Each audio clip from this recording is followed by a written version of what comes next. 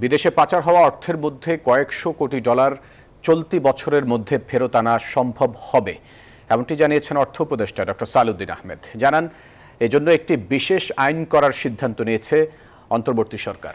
আর অর্থ মন্ত্রণালয়ের বিশেষ সহকারী ডক্টর আনিসুজ্জামান জানান, ডক্টর ইউনূসের সুনামের কারণে পাচারের টাকা ফেরত আনা সহজ হবে।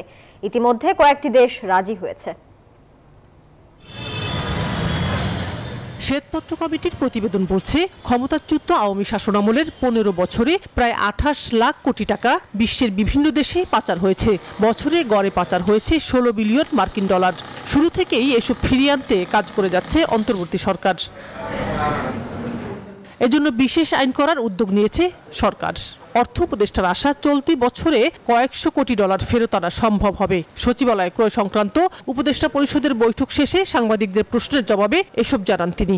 আমরা চেষ্টা করছি যে যত তাড়াতাড়ি অ্যাটলিস্ট প্রসেসটা শুরু করি, কিছুটা ইন্ডিকেশন কিছু আসো।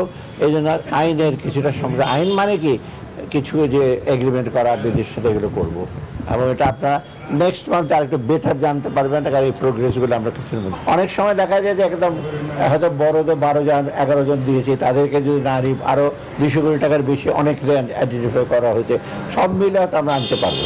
দেশ জুড়ে তোলপাড় ওয়ালটন ফ্রিজ কিনে আপনিও হয়ে যেতে পারেন মিলেনিয়ার। এদিকে অর্থ মন্ত্রণালয়ের বিশেষ সহকারী হিসেবে সোমবার দায়িত্ব নেওয়া অর্থনীতিবিদ ডক্টর আনিসুজ্জামান প্রথম দিন অফিসে এসেই কথা বলেন গণমাধ্যমের সাথে। পাচার হওয়া অর্থ ফেরত আনা প্রসঙ্গে তিনি বলেন, ডক্টর মোহাম্মদ ইউনূসের জন্য এটা কঠিন নয়। কারণ যে জায়গায় টাকা গিয়েছে ওরা বেনিফিশিয়ারি, এগুলো আন্তর্জাতিক ল আছে, যেহেতু ওরা বেনিফিশিয়ারি ওরা সহজে ছাড়বে না। কিন্তু প্রফেসর ইউনূস সাহেব, আমাদের শ্রদ্ধেয় প্রধান উপদেষ্টা, ওনার সামনে ওনারা নিজেরাই অফার করছেন সহযোগিতার।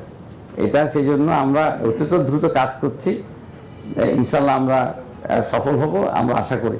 পাচারের অর্থ ফিরিয়ে আনা সহ ব্যাংক খাত সংস্কারে কাজ করবেন জানিয়ে এই বিশেষ সহকারী বলেন, দেশে একটি ভঙ্গুর অর্থনৈতিক অবস্থায় রয়েছে, সেটা পুনরুদ্ধার করা জরুরি। ব্যক্তিগত জীবনে আমি নিজেকে শানাজি আসমিন, নিউজ 24, ঢাকা।